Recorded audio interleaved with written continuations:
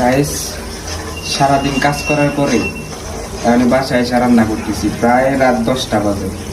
এই যে ছেলেদের জীবন, রান্না না করলে পেটে ভাত ঢুকবো না।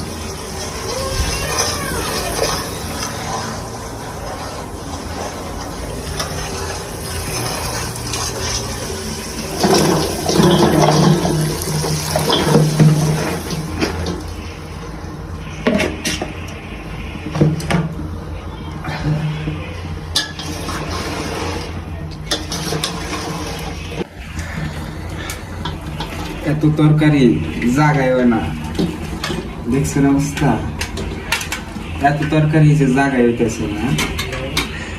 প্রায় 6 জন মানুষের খাবার এই জায়গায়।